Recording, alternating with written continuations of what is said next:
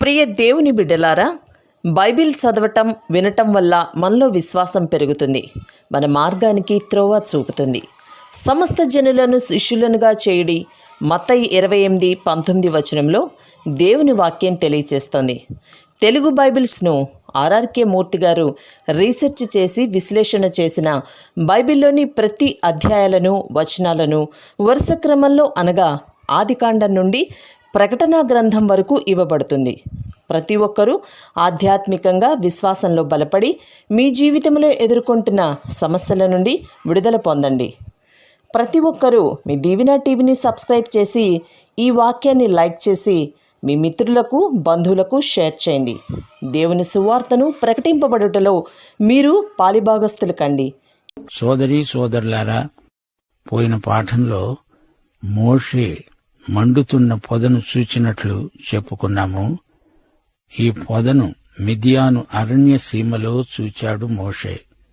యోహాను సువార్త 1వ అధ్యాయం 18వ వచనం, ఎవడూ ఎప్పుడూ దేవుణ్ణి చూచి ఉండలేదు, తండ్రి వక్షమందున్న అద్వితీయ కుమారుడే ఆయనను బయలుపరిచాడు.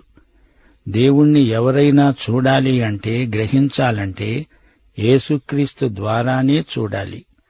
యేసు ప్రభు ఒకసారి ఫిలిప్పుతో అన్నాడు, నన్ను చూచినవాడు తండ్రిని చూచి ఉన్నాడు. యేసు ప్రభు శిష్యులకు ఇదే సత్యాన్ని పదే పదే ప్రకటించాడు. నేనే మార్గమును, సత్యమును, జీవమును, నా ద్వారానే తప్ప ఎవడూ తండ్రి వద్దకు రాలేడు. దేవుడు మోషేతో మాట్లాడుతూ అన్నాడు, నేను నిబంధన దేవుణ్ణి, అబ్రహాము, ఇస్సాకు, యాకోబులతో నేను నిబంధన చేసుకుని ఉన్నాను. నేను ఈజిప్టులో ఉన్న నా ప్రజల బాధలను నిశ్చయముగా చూచాను. పనులలో తమను కష్టపెట్టే వారిని బట్టి వారు పెట్టిన మొర్ర విన్నాను.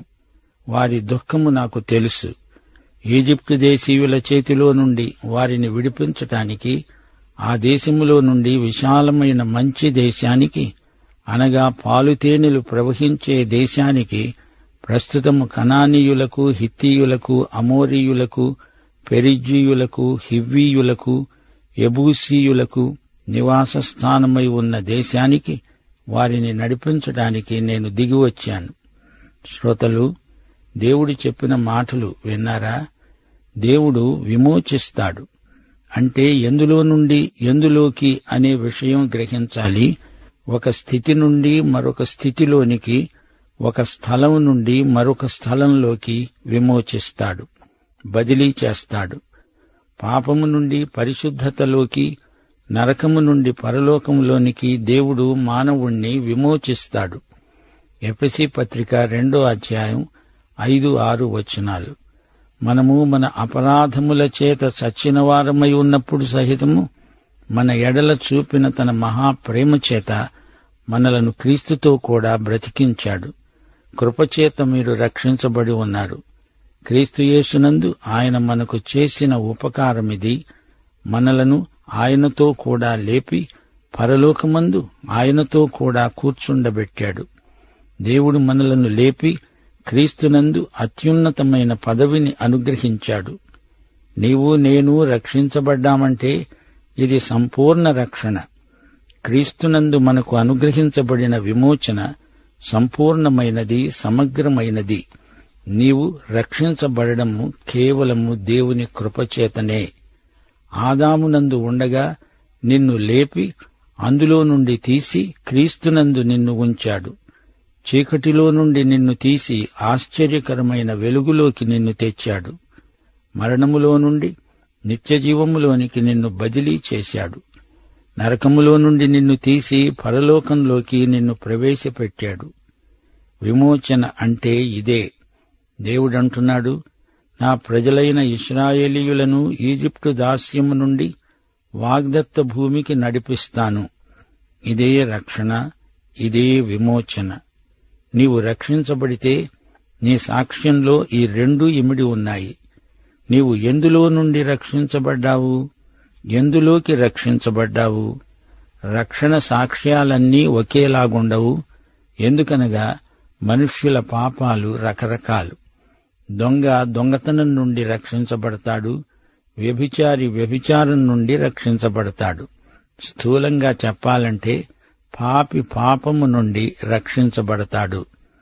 దేవుడు మోషేతో అన్నాడు, ఇశ్రాయేలీయుల మొర నిజముగా నా వద్దకు చేరింది. ఈజిప్టు వారు వీరిని పెట్టే హింస నేను చూచాను. రా, నిన్ను ఫరో వద్దకు పంపుతాను.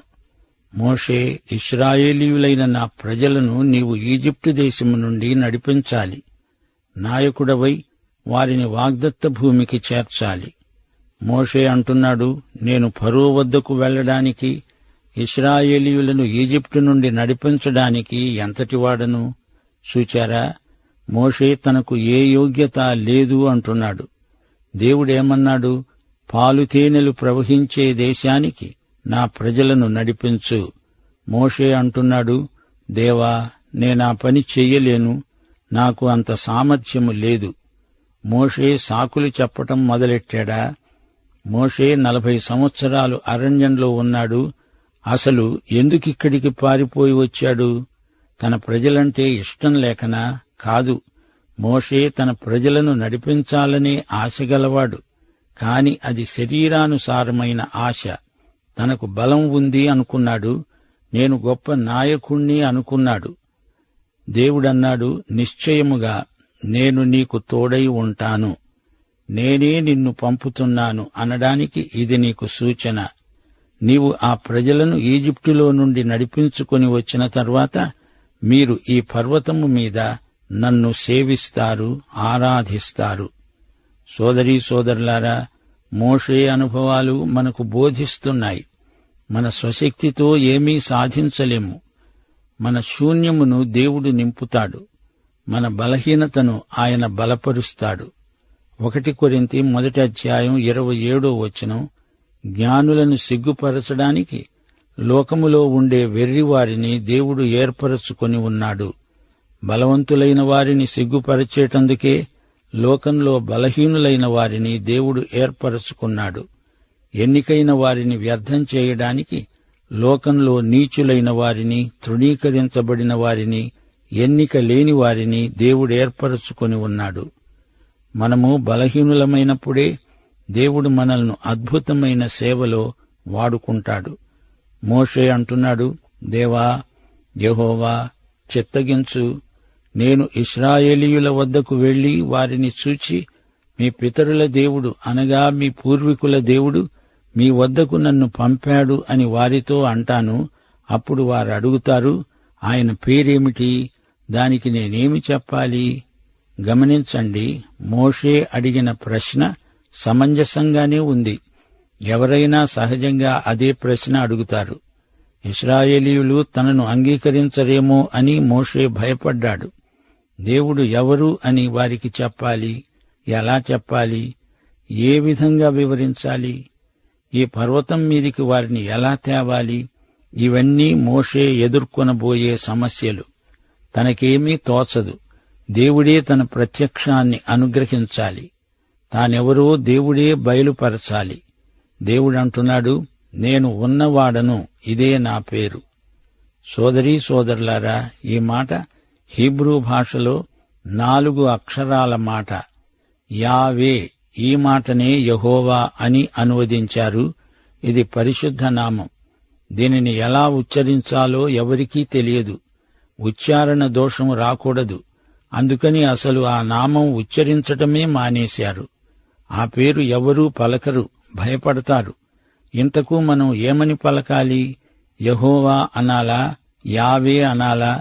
ఆయన అంటున్నాడు, నేను ఉన్నవాడను అనే పేరు గలవాడను. ఉన్నవాడను అనే పేరుతో దేవుడు తనను తాను మోషేకు పరిచయం చేసుకుంటున్నాడు. సోదరులారా, గ్రహించండి, ఆదికాండంలో దేవుడు సృష్టికర్త, ఎలోహిం, బలవంతుడు, స్వయంభవుడు, ఉన్నవాడు, అన్ని కాలాలలో ఉన్నవాడు, నిత్యత్వంలో ఉన్నవాడు, విశేషించి తన ప్రజలతో ఉన్నవాడు. ఉన్నవాడను అంటూ దేవుడు మోషేకు ప్రత్యక్షపరుచుకుంటూ అతణ్ణి ఫరో వద్దకు పంపాడు. కీర్తనలు 135:13 యెహోవా, నీ నామము నిత్యము నిలుస్తుంది. యెహోవా, నీ జ్ఞాపకార్థమైన నామం తరతరములు ఉంటుంది అని స్తుతివాక్యం చెప్పబడింది. యెహోవా ప్రభువా అన్నప్పుడు ఉన్నవాడు అనబడేవాడే ఈ ప్రభువు అని గ్రహించాలి. దేవుడు ఉన్నాడు. ఏమై ఉన్నాడు? మన అక్కర ఏదో అదే అయి ఉన్నాడు. దేవుడు ఉన్నాడు. ఎక్కడ ఉన్నాడు? తన ప్రజల మధ్య సదాకాలం ఉన్నాడు. యేసు ప్రభువు నేను పునరుత్థానమునై ఉన్నాను, ద్రాక్షావల్లినై ఉన్నాను, జీవజలమునై ఉన్నాను, జీవాహారమై ఉన్నాను, వెలుగునై ఉన్నాను, నేను కాపరినై ఉన్నాను. ఈ విధంగా ఉన్నవాడు తానేమై ఉన్నాడో చెప్పాడు. అలాగే పాత నిబంధనలో యెహోవా తాను ఏమై ఉన్నాడో ప్రత్యక్షపరుచుకున్నాడు. నేనే పరిశుద్ధతను, నీతిని, ప్రేమను, దహించే అగ్నిని, అక్షయుడను అంటూ అనేక విధాలుగా తనను తాను ప్రత్యక్షపరుచుకున్నాడు. అనగా వారి అక్కర ఏదో అదే తాను అయి ఉన్నాను అని చెప్పాడు. దమస్కు మార్గంలో సౌలు నీవెవరవు ప్రభువు అని అడిగినప్పుడు నేను యేసును అని ప్రత్యక్షపరుచుకున్నాడు. గమనించండి, పాత నిబంధనలో 14 పేర్లు ఉన్నాయి.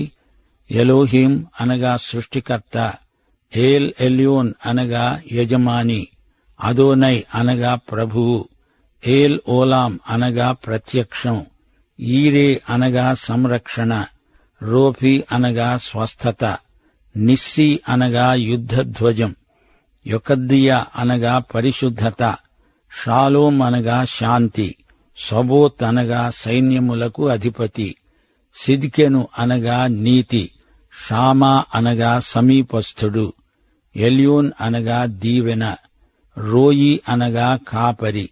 ఈ 14 పేర్లు తన ప్రజల అక్కరలను తీర్చేవాడను అయి ఉన్నాను అని ప్రభువు ప్రత్యక్షపరుచుకుంటూ వెలిబుచ్చినవి. ఆదికాండం 50వ అధ్యాయం 25వ వచనం నెరవేరే సమయం వచ్చింది. దేవుడు నిశ్చయముగా మిమ్ములను చూడడానికి వస్తాడు. ఇదిగో ఇప్పుడు రానే వచ్చాడు. దేవుడు మోషేతో అన్నాడు, మీ పితరుల దేవుడైన యెహోవా అనగా అబ్రహాము దేవుడు, ఇస్సాకు దేవుడు, యాకోబు దేవుడు అయిన యెహోవా మీ వద్దకు నన్ను పంపాడు అని నీవు ఇశ్రాయేలీయులకు తెలియచెయ్యాలి. నిరంతరము నా నామము ఇదే, తరతరాలకు ఇది నా జ్ఞాపకార్థ నామము.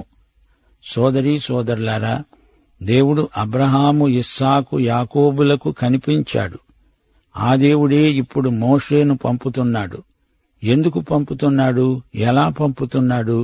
ఈ సంగతి దేవుడే చెబుతున్నాడు. మోషే, నీవు వెళ్లి ఇశ్రాయేలీయుల పెద్దలను పోగు చెయ్యి, వారికి చెప్పు, మీ పితరుల దేవుడైన యెహోవా అనగా అబ్రహాము, ఇస్సాకు, యాకోబుల దేవుడు నాకు ప్రత్యక్షమై అన్నాడు, నేను మిమ్మును ఈజిప్టులో మీకు సంభవించిన దానిని నిశ్చయముగా చూచాను.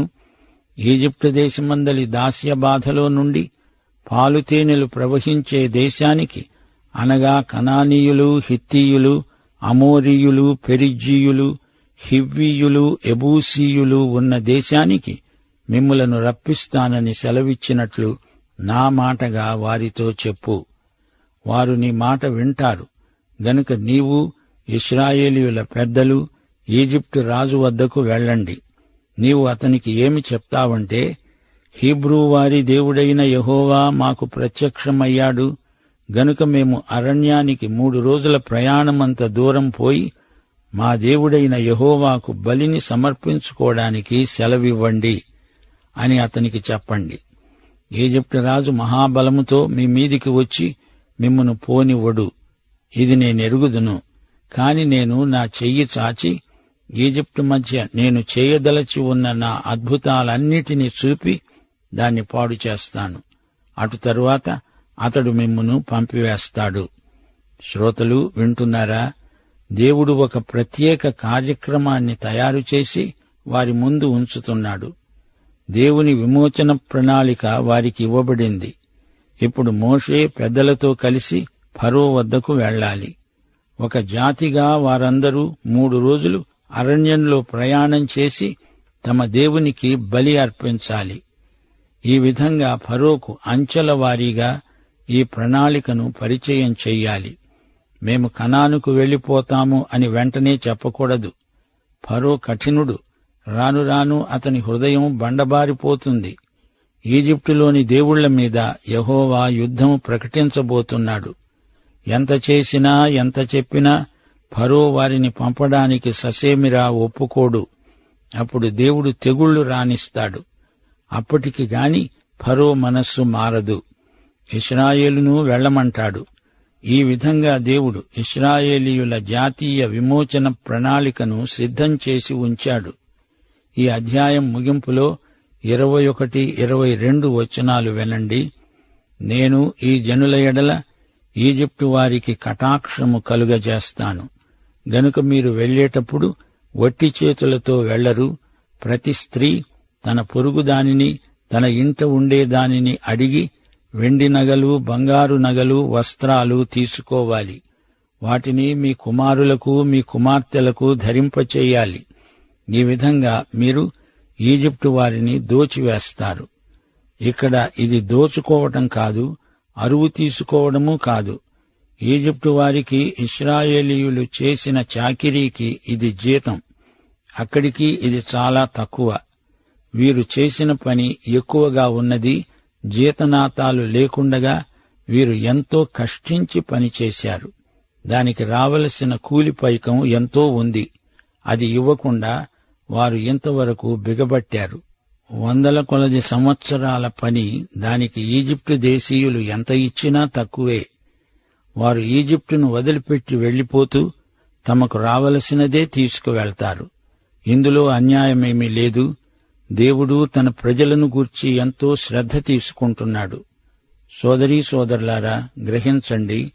మోషే దేవుని పిలుపు విన్నాడు. పిలుపునకు లోబడ్డాడు. బయలుదేరి వెళ్తున్నాడు. ప్రభువు నిన్ను పిలుస్తున్నాడేమో. పిలిచినవాడు నమ్మకమైనవాడు. యేసు ప్రభు నిన్ను నన్ను ఉద్దేశించి పిలుస్తున్నాడు. నా వెంబడి రండి, నేను మిమ్మును మనుష్యులను పట్టే జాలరులనుగా చేస్తాను. మీ పనిని ఆశీర్వదిస్తాను. ఫలితాలు ఎలా ఉంటాయో అని కంగారు పడకండి అంటున్నాడు యేసు ప్రభు. పేతురు ఒక పల్లెటూరి మనిషి. చేపలు పట్టడం అతని వృత్తి. కాని అతడు పెంతెకోస్తునాడు. మహా గొప్ప ప్రసంగికుడైనాడు. ఈ విధంగా ఎందరో వ్యక్తులు ప్రభువును వెంబడించి లోకమంతటినీ ఉర్రూతలూగించారు. ఆయన వాగ్దానాలు నమ్మదగినవి. ఆయనకు పూర్తిగా లోబడి ఆయనకు జతపనివారమై ఆయనను వెంబడించాలి. సోదరీ సోదరులారా, సేవ అనే మాటకు అసలైన అర్థమేదో ఎప్పుడైనా యోచించారా? లక్షలాది ప్రజలను, ఇశ్రాయేలీయులను దాస్యం నుండి బయటికి నడిపించాలంటే అట్టి సేవ మోషేపై ఉంచబడిన బాధ్యత. అంత గొప్ప పని చెయ్యాలంటే, అంత గొప్ప ప్రజానాయకుడు అవ్వాలంటే అది మోషే ఒక్కని వల్ల అయ్యే పని కాదు. మోషే దేవుని జతపనివాడు. సాధారణ వ్యక్తులను దేవుడు ఎంపిక చేసుకుంటాడు. మనము వాడే పనిముట్లు కాదు, మనమే దేవుని పనిముట్లు అయిపోవాలి. మన పోరాటం ఆధ్యాత్మికమైనది. దేవుడు మోషేను కోరింది ఒక్కటే, అతడు విశ్వసనీయుడై సేవ చెయ్యాలి. మనల్ని మనం సజీవ యాగంగా ఆయనకు సమర్పించుకోవాలి. ఎందరో వీరులు, శూరులు తమ శక్తి సామర్థ్యాలను బట్టి పైకి వచ్చిన వారున్నారు. కాని వారికి దైవబలం లేదు. అందుచేత అకస్మాత్తుగా కుప్పకూలిపోయారు. అందుకే దేవుడు మనకు జ్ఞాపకం చేస్తున్నాడు, శక్తి చేత కాదు, బలముతో కాదు, దేవుని ఆత్మ నింపుదల ద్వారా గొప్ప కార్యాలు చేయగలుగుతాము. మోషే జీవితంలోని విశేషమిదే. అతడు విశ్వసనీయుడు. హెబ్రీ పత్రిక 3వ అధ్యాయం 5వ వచనం. మోషే పరిచారకుడై ఉండి దేవుని ఇల్లంతటిలో నమ్మకముగా ఉన్నాడు. అయితే క్రీస్తు కుమారుడై ఉండి ఆయన ఇంటి మీద నమ్మకముగా ఉన్నాడు. దేవుని ఇల్లంతటిలో మోషే విశ్వసనీయుడు. అలాగే యేసు ప్రభు కూడా తనను నియమించిన వానికి నమ్మకముగా ఉన్నాడు. మోషే అంత గొప్ప వ్యక్తి పాత నిబంధనలో ఎవ్వరూ లేరు. గమనించండి, మోషే చూచిన దర్శనానికి అతడు ఎన్నడూ అవిధేయుడు కాలేదు. దేవుని నడుపుదల అంటే అదే. మోషే ఏ తీర్మానము చేయవలసి వచ్చినా అతనికి మండుతున్న పొదే జ్ఞాపకం వచ్చేది. దేవుడు మనల్ని నడిపిస్తాడు, దర్శనమిచ్చి నడిపిస్తాడు, ప్రవచనం ద్వారా నడిపిస్తాడు, వాక్యం ద్వారా నడిపిస్తాడు. అందాక ఎందుకు, ఇప్పుడు నీవు వింటున్న ఈ సందేశం ద్వారా దేవుడు నీతో మాట్లాడవచ్చు. మనం ఆయన చిత్తానికి లోబడితే ఆయన మనల్ని తన చేతి సాధనములుగా, నోటి బోరలుగా వాడుకుంటాడు. దేవుడు మనల్ని పిలిచింది విశ్వసనీయులమై ఉండడానికి. అదే మన విజయం. లోకమును జయించే విజయం మన విశ్వాసమే. సోదరీ సోదరులారా, మోషే మన వంటి స్వభావం గల మనుష్యుడే. అయితే అతని వంటి స్వభావము గలవారము ఎందుకు కాలేకపోతున్నాము? మోషేలాంటి గొప్ప సాత్వికులను, నాయకులను దేవుడు మనకు, మన సంఘములకు అనుగ్రహించునుగాక. ఆమేన్.